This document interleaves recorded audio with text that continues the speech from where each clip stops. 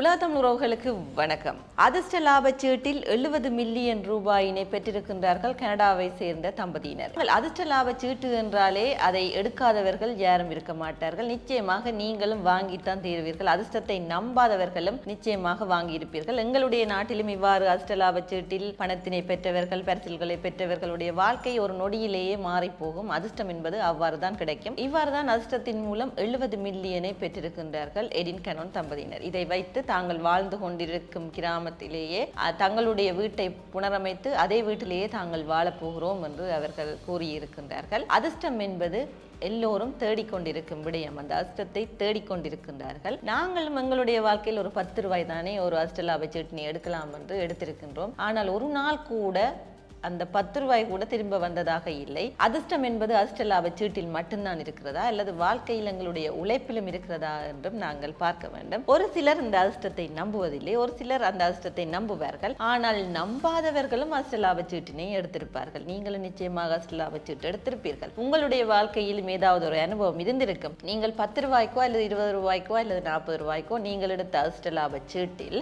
ஏதாவது உங்களுக்கு அதிர்ஷ்டம் கிடைத்திருந்தால், பரிசல் கிடைத்திருந்தால் அது என்ன உங்களுடைய அனுபவங்களை நீங்கள் கருத்துக்களில் பதிவு செய்தால் அது ஒரு சுவாரஸ்யமான ஒரு விடயமாக இருக்கும். அதுக்காக நீங்கள் கேட்கலாம், நாங்கள் அப்ப அதிர்ஷ்ட லாப சீட்டு எடுக்க கூடாதா, அதிர்ஷ்ட லாப சீட்டு எடுத்தால் அது நட்டமா? ஒரு சிலர் காலங்காலமாக இந்த அதிர்ஷ்ட லாப சீட்டினை எடுத்துக்கொண்டே இருப்பார்கள். ஆனால் ஒரு ரூபாய் கூட விழுந்ததாக இருக்காது. அதே போலதான் நாங்களும் பார்த்து ஆசைப்பட்டு நாங்கள் வீதியோரத்தில் நடந்து செல்லும் பொழுது பார்த்தால் யாராவது அதிர்ஷ்ட லாப சீட்டினை வைத்திருந்தால் நாங்கள் வாங்குவது வழமையாக இருக்கும். ஆனால் ஒரு சிலருடைய பழக்கமாக இருக்கும் ஒவ்வொரு நாளுமே இந்த அதிர்ஷ்ட லாப சீட்டினை வாங்குவது. இப்பொழுது இணையத்தில் இருக்கிறது, இணையத்தின் வாயிலாக அதிர்ஷ்ட லாப இலக்கங்களை வாங்குவது என்றெல்லாம் இருக்கின்றார்கள். ஆனால் ஒரு சிலருக்கு தான் அந்த அதிர்ஷ்டம் கிடைத்திருக்கும். ஒரு சிலருடைய வாழ்க்கையில் அதிர்ஷ்ட லாப சீட்டுகளையோ அதிர்ஷ்ட லாப இலக்கங்களை இணையத்தில் வாங்குவதற்காக செலவழித்த பணத்தை எடுத்து பெரும் வியாபாரத்தை உருவாக்கக்கூடிய முதலீடுகளை கூட அவர்கள் ஒவ்வொரு நாளும் அந்த அதிர்ஷ்ட லாப சீட்டினை வாங்கி செலவு செய்திருப்பார்கள். அதை நாங்கள் தவறென்றும் சொல்ல முடியாது, சரியென்றும் சொல்ல முடியாது. கடவுள் அதிர்ஷ்டத்தை கொடுக்கும் பொழுது கூரையை